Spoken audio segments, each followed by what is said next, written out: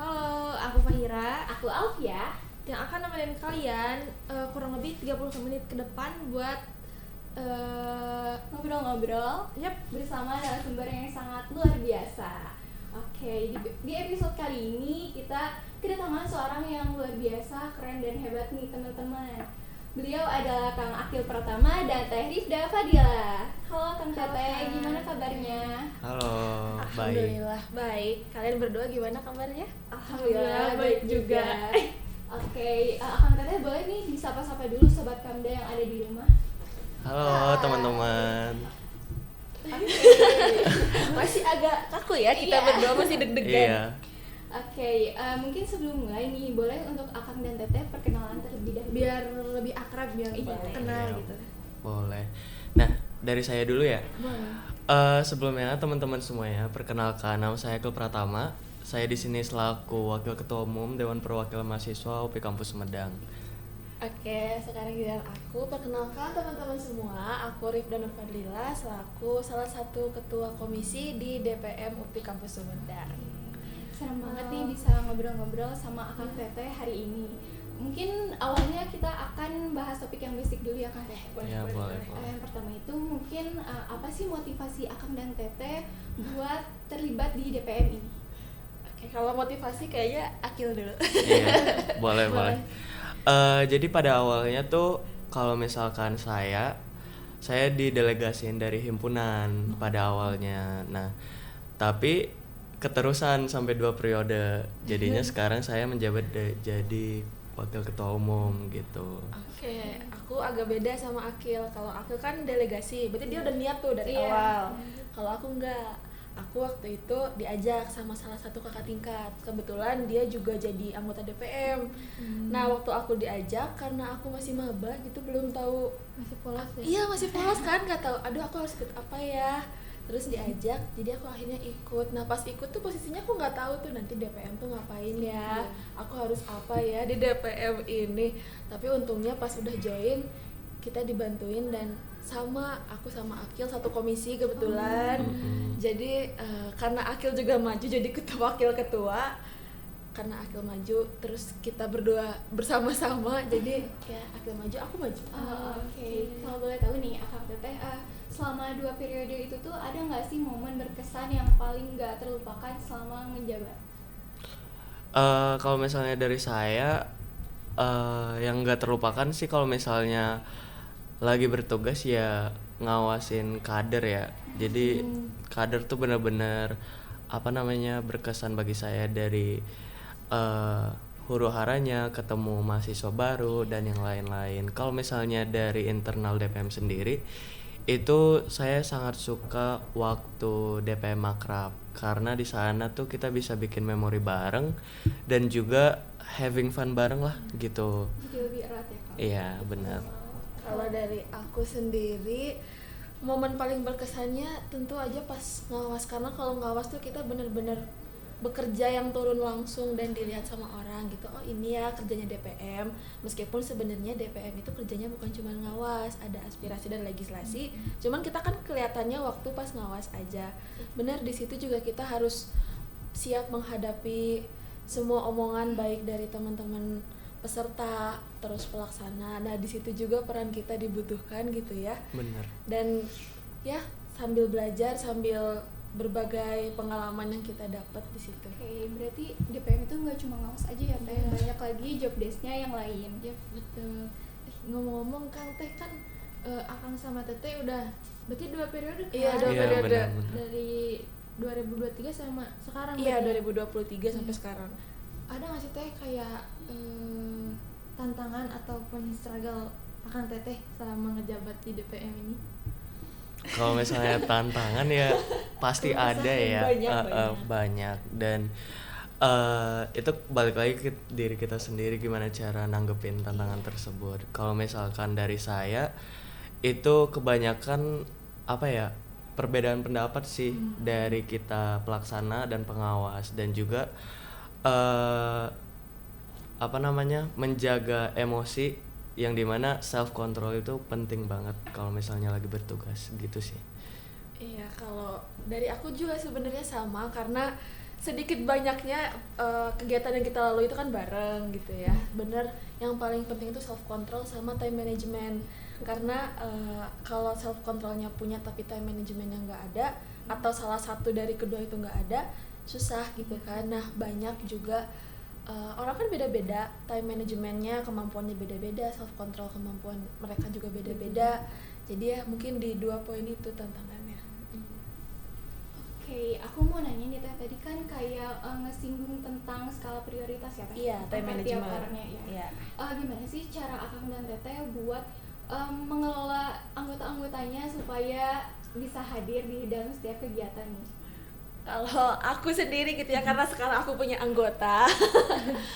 Kalau dari aku mungkin selalu meminta, kalau misalnya nih ada rapat internal komisi aku akan menge-share redaksi tersebut misalnya H-2 atau H-3 dengan catatan kalian bisa nggak hadir di sini. Kalau misalnya bisa semua dilaksanakan, tapi kalau misalnya ada 2-3 orang yang nggak bisa, mending kita reschedule. Karena kalau misalnya ada yang nggak hadir, percuma juga, kecuali memang pertemuannya urgent dan ada yang mewakili. Begitu pula kalau misalnya rapat-rapat sama teman-teman BEM, sama teman-teman himpunan. Jadi kita selalu minta redaksinya itu jangan H-1, iya jangan ngedadak, karena kan agenda orang beda-beda, kita juga beda-beda prodi, beda-beda matkul gitu kan ya, beda kesibukan. Biar bisa nyatuin aja gitu. Kalau dari Akang? Kalau dari saya sendiri sih soal apa tadi, time management, prioritas. Kalau misalnya ditanya soal gimana sih cara bagi prioritas, kalau dari saya ya gimana ya, tentunya kita juga nggak lupa kita tuh kuliah buat apa gitu, dan kita harus mementingkan akademik terlebih dahulu baru organisasi gitu. Dan juga untuk mengajak anggota-anggota yang lain, mungkin saya melakukan pendekatan itu dari ya sekedar ngobrol di kantin atau Jajan. di sela-sela ngawas, jajan, dan ya biar kita lebih deket dan mereka tuh bisa nyaman gitu kerja bareng. Betul. Oke, mungkin selanjutnya mau nanya nih Kang Teh, program kerja apa sih yang menjadi prioritas utama DPM buat mahasiswa? Kalau misalnya program kerja prioritas, kayaknya kan kalau misalnya legislatif itu punya 4 fungsi besar: legislasi, kepengawasan, aspirasi, dan apa satu lagi, budgeting. Nah di sana tuh kita memegang peran besar itu semuanya. Dan kalau misalnya ditanya apa sih yang penting untuk mahasiswa, tentunya aspirasi, karena kita juga harusnya menampung aspirasi-aspirasi mahasiswa gitu. Karena namanya juga Dewan Perwakilan Iya, Mahasiswa. benar banget, sesuai namanya. Jadi aspirasi Kalau yang dari paling penting. Ya sama, karena kita juga pasti satu konsep gitu pemikirannya. Jadi ya pasti aspirasi. Sebenarnya kalau dibilang penting atau enggak, semuanya penting. Cuman ya karena nama kita juga Dewan Perwakilan Mahasiswa, tetap aspirasi. Meskipun di kepengawasan itu pun kita harus nengahin tuh antara mahasiswa yang umum sama panitia pelaksana kayak gitu. Oke. Ngomong-ngomong nih kan aspirasi nih tadi, gimana sih cara DPM buat nyeimbangin aspirasi mahasiswa sama kebijakan kampus itu sendiri? Nah kalau buat pertanyaan itu sendiri sih gimana ya, kalau misalnya kita nih sebagai DPM kan menampung aspirasi dari mahasiswa.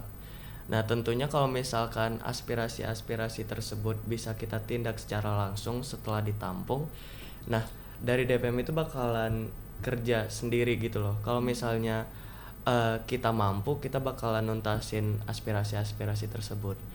Nah kalau misalkan kita nggak mampu dan butuh bantuan dari lembaga, baru kita berkonsultasi kepada pembimbing mahasiswanya gitu. Dan nantinya output dari konsultasi itu sendiri bakalan ada forum untuk menyelesaikan masalah-masalah tersebut gitu. Tuh, jadi buat teman-teman jangan lupa isi form aspirasi di IG DPM UPI Sumedang.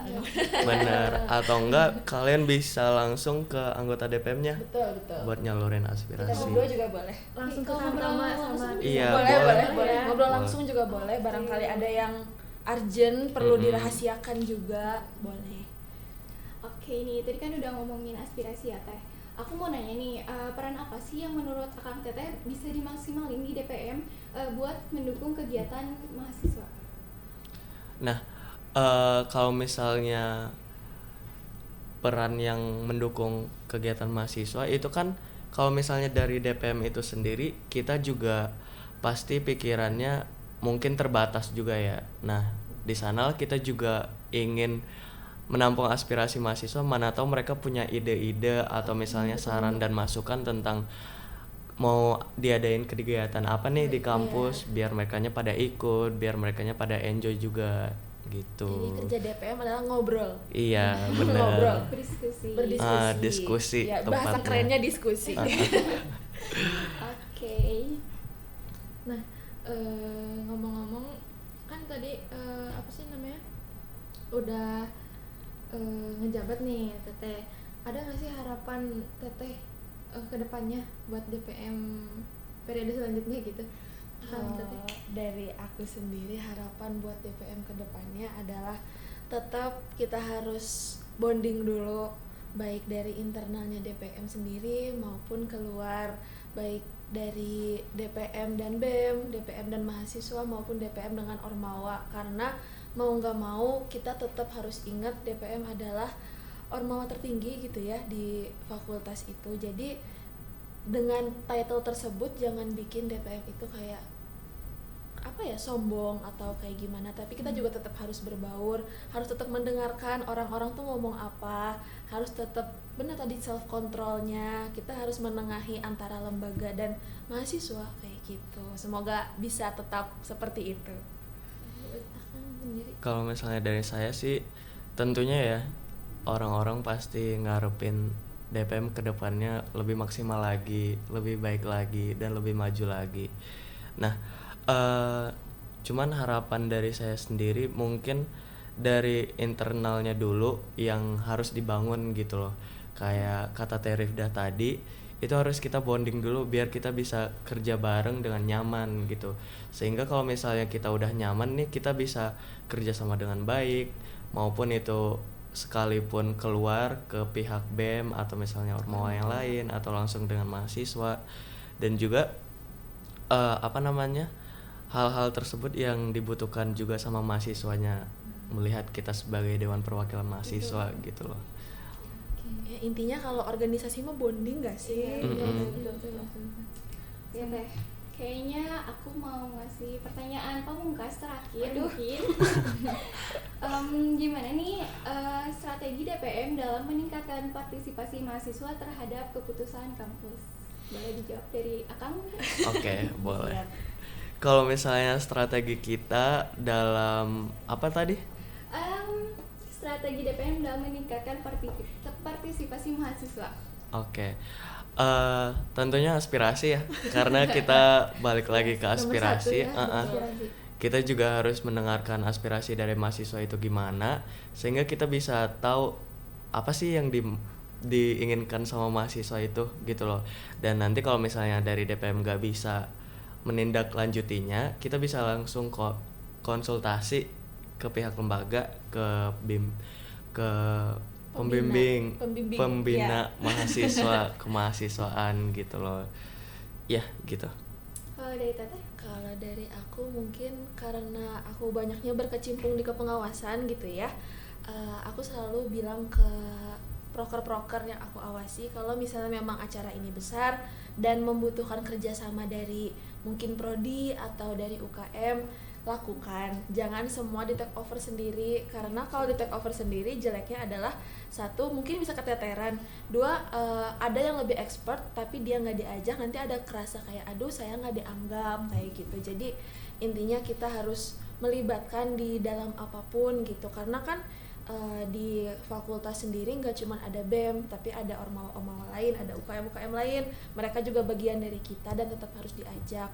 Lalu setelah kegiatan kita selalu ada aspirasi, ada Iya. form aspirasi kayak buat rating lah dari para Buat peserta. evaluasi ya? Iya, buat Iya. evaluasi tentang kegiatan tersebut. Jadi mungkin itu salah satu langkah kecil kita Iya. mengajak buat teman-teman semua berkecimpung di kegiatan-kegiatan yang ada di Sumedang. Oke, sangat lengkap sekali ya Teh penjelasannya. Gimana teh, ada pertanyaan lagi gak? Ada yang mau ditanyain nggak? Udah pamungkas tadi teh. Terakhir. Iya. Pamungkas banget. Kata-kata hari ini dong dari Akang sama dari Bras buat sobat Kamda semua, ada nggak sih? Kalau misalnya kata-kata buat hari ini paling semangat doang sih buat menjalani hari-harinya. Jangan lupa self controlnya dijaga biar kita bisa bisa nyaman gitu loh menjalani hari-hari kita. Dari Teteh mungkin dari ada aku. pesan yang mau disampaikan. Apapun keadaan kalian hari ini, tolong atur mood kalian dengan baik, atur waktu kalian dengan baik. Atur mood itu bebas, bisa kalian makan es krim, mau jalan-jalan, biar mood kalian tuh tetap bagus gitu. Intinya jaga mood kalian. Iya betul. Makasih banyak ya Kang Teteh. Oke, Udah sama-sama. Berbagi cerita Juga. hari ini bersama kita berdua Iya. di podcast seru banget ya, Kamda. ternyata inspiratif banget. Makasih. Makasih juga udah ngundang kita ke sini. Semoga bisa jadi motivasi buat teman-teman semua yang mau join DPM barangkali. Tahun depan ya. Coy. Jangan lupa ya teman-teman. Rame soalnya. Boleh kepoin IG kita di DPM UPI Sumedang. Oke, baik-baik. Jangan lupa buat sobat Kamda semua yang mau tahu lebih lanjut langsung aja follow media sosialnya BEM di BEM UPI Sumedang dan @dpm.upisumedang. Mungkin hari ini kita cukup sekian Akang dan Teteh ngobrol-ngobrolnya. Kita bisa lanjut di lain waktu. Boleh. Terima kasih atas kesempatannya Makasih dan juga. terima kasih atas waktunya Kang Teteh. Mungkin sekian dari kami. Wassalamualaikum warahmatullahi wabarakatuh.